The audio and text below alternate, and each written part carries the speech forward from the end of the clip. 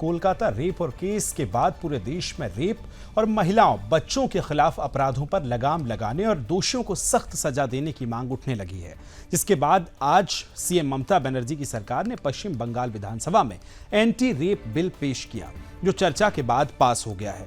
Bill का नाम अपराजिता महिला और बाल विधेयक 2024 है। इस बिल में महिलाओं और बच्चों के खिलाफ होने वाले यौन अपराधों के लिए सजा को और ज्यादा सख्त किया जा रहा है। यह बिल भारतीय न्याय संहिता, भारतीय नागरिक सुरक्षा संहिता और पॉक्सो एक्ट में संशोधन का प्रस्ताव करता है। कोलकाता रेप मर्डर को लेकर पूर्व प्रिंसिपल डॉक्टर सुदीप घोष और सीबीआई के शिकंजे में लगातार है, पूछताछ चली रही है, गिरफ्तारी भी हुई है। आज बिल पर चर्चा के दौरान सीएम ममता बनर्जी ने प्रधानमंत्री मोदी पर भी तीखा हमला बोला है। बता दें कि इस कानून के तहत अपराजिता टास्क फोर्स का गठन किया जाएगा, जिसमें प्रारंभिक रिपोर्ट के 21 दिनों के भीतर सजा दी जाएगी।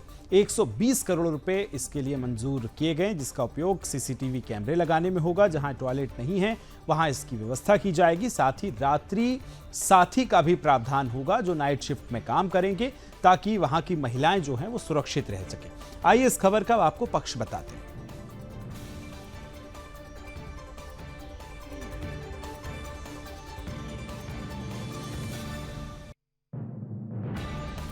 तो चलिए अब इस खबर का पक्ष जान लीजिए।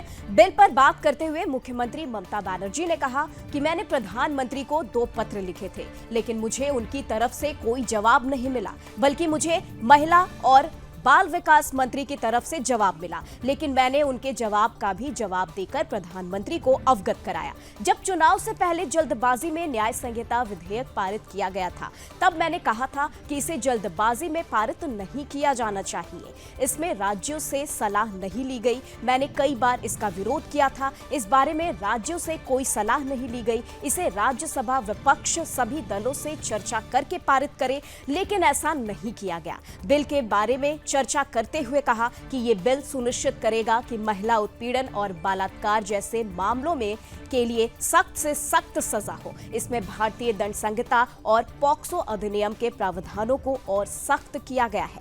बलात्कार के दोषियों के लिए मृत्यु दंड का प्रावधान भी किया गया है, अगर उनके कृत्यों के परिणाम स्वरूप पीड़िता की मृत्यु हो जाती है तो देखिए, यहाँ पर ममता बनर्जी सीधा केंद्र सरकार पर भी हमला बोल रही हैं। उनका कहना है कि जब इसके पहले जो कानून पारित किया गया उसमें राज्यों से जांच जो बातें हैं उनके सामने नहीं रखी गई। प्रस्ताव जो है उनका उनके मन में क्या है, राज्यों के मन में राज्य क्या सलाह दे रही है, इस बारे में केंद्र सरकार ये जानने की कोशिश नहीं कर रही थी। ये आरोप केंद्र सरकार पर लगाया जा रहा है पक्ष की तरफ से।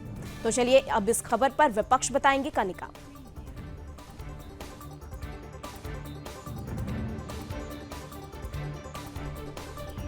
तो चलिए अब खबर का विपक्ष आपको समझा देते हैं। अपराजिता बिल पर पश्चिम बंगाल के नेता प्रतिपक्ष शुभेंदु अधिकारी ने कहा, हम इस कानून का तत्काल इम्प्लीमेंटेशन चाहते हैं। ये पश्चिम बंगाल सरकार की जिम्मेदारी है।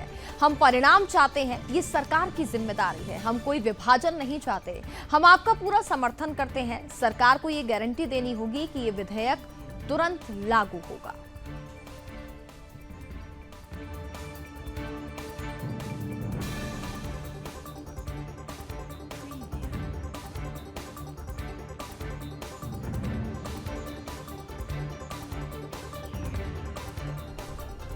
तो आज बंगाल में विधानसभा में जब मुख्यमंत्री ममता बनर्जी ने इस पूरे बिल को लेकर जो एंटी रेप बिल लाया गया है उस पर संबोधन शुरू किया, तो तमाम उन्होंने जिक्र किए। उन्होंने कहा कि केंद्र को वो कोई अधिकार नहीं बनता कि वो बंगाल में हस्तक्षेप करे।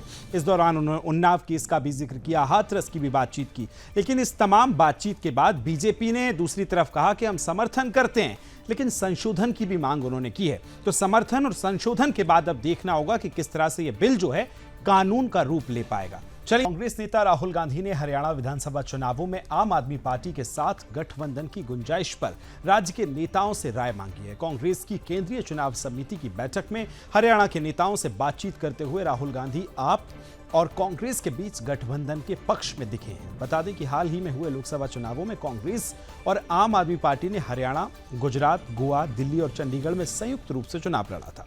खबरें ये भी हैं कि लोकसभा चुनाव में अच्छा प्रदर्शन नहीं होने के कारण दिल्ली और पंजाब हरियाणा में दोनों ही पार्टियों के कार्यकर्ताओं और स्थानीय नेता नहीं चाहते थे कि आपस में कोई गठबंधन हो, पर राहुल गांधी की नजर आपके साथ गठबंधन पर टिकी हुई है। और जब ये खबर सामने आई तो उसके बाद संजय सिंह का भी बयान आया, तो इसके बाद एक अनुमान जो है, आशंका जताई जा रही है कि हरियाणा में दोनों ही पार्टियां आपस में चुनाव लड़ सकती हैं। इस खबर का पक्ष क्या कहता है वो आपको निम्मी बताएंगे।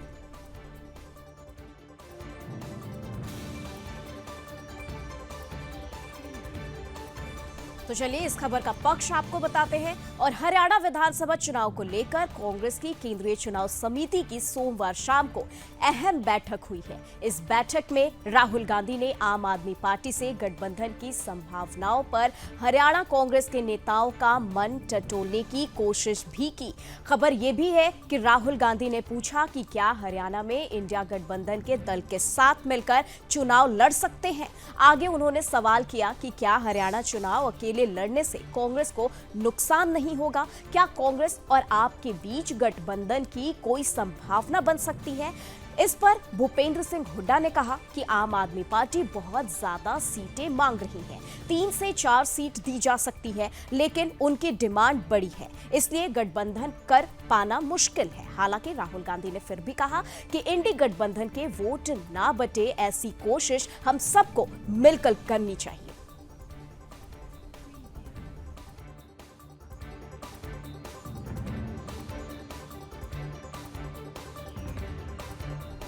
तो चलिए अब खबर का विपक्ष आपको समझा देते हैं। आप हरियाणा के अध्यक्ष सुशील गुप्ता ने कहा, आम आदमी पार्टी के राष्ट्रीय नेतृत्व के आदेश अनुसार हम सभी 90 सीटों पर तैयारी कर रहे हैं। हम हर विधानसभा में बैठकें कर रहे हैं, लगातार कार्यक्रम कर रहे हैं। आम आदमी पार्टी लड़ रही है। उन्होंने आगे कहा कि बहुमत की सरकार बनाना है, व्यवस्था परिवर्तन करना है, बीजेपी की अहंकारी और तानाशाही सरकार को उखाड़ फेंकना है।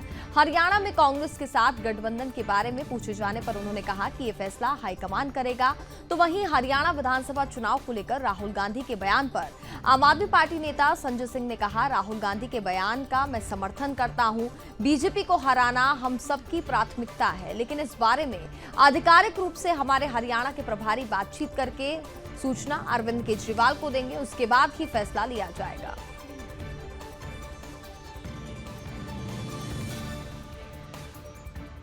देखिए, उनके इस कथन का मैं स्वागत करता हूं और निश्चित रूप से भारतीय जनता पार्टी को हराना हम सबकी प्राथमिकता है। उनकी नफरत की राजनीति, उनकी जन विरोधी और किसान विरोधी राजनीति, नौजवानों के खिलाफ उनकी राजनीति को, महंगाई के खिलाफ जो हम लोगों का मोर्चा है, निश्चित रूप से उनको हराना हमारी प्राथमिकता है। लेकिन इसके बारे में आधिकारिक रूप से जो हमारे प्रभारी हैं हरियाणा के संदीप पाठक जी और सुशील गुप्ता जी, वो लोग इसके बारे में अंतिम फैसला बातचीत करके और इसकी सूचना केजरीवाल साहब को देंगे और उस हिसाब से निर्णय लिया जाएगा। मैंने कहा कि आपने उनके एक वक्तव्य का जिक्र किया, लेकिन इसके बारे में कोई भी फैसला जो हमारे हरियाणा का संगठन का काम और चुनाव का काम जो लोग देख रहे हैं, वो केजरीवाल जी की सहमति से लेंगे।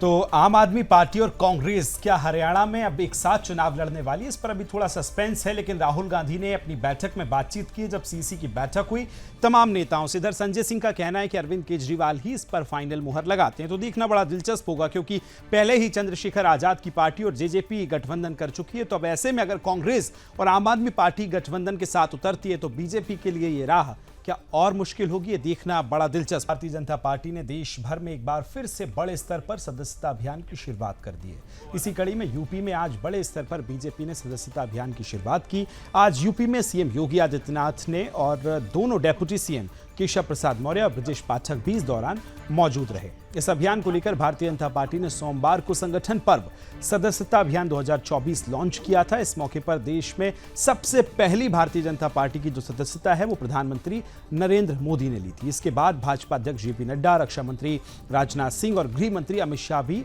इसी क्रम में शामिल रहे थे। तो एक बड़े स्तर पर सदस्यता अभियान की शुरुआत हुई है। आइए इस खबर का पक्ष आपको निम्मी बताएंगे।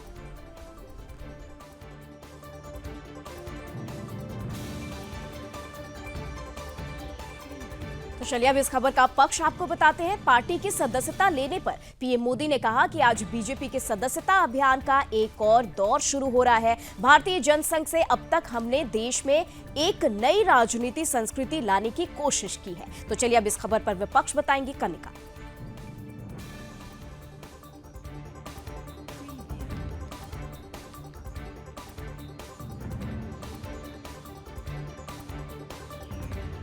बीजेपी सदस्यता अभियान को लेकर यूपी कांग्रेस के प्रदेश अध्यक्ष अजय राय की प्रतिक्रिया सामने आई है। उन्होंने बीजेपी पर हमला बोलते हुए इस अभियान को जनता को भ्रमित करने का तरीका बताया। अजय राय ने कहा कि भारतीय जनता पार्टी जो सदस्यता अभियान चला रही है वो पूरी तरह से बीजेपी का प्रोपेगेंडा है।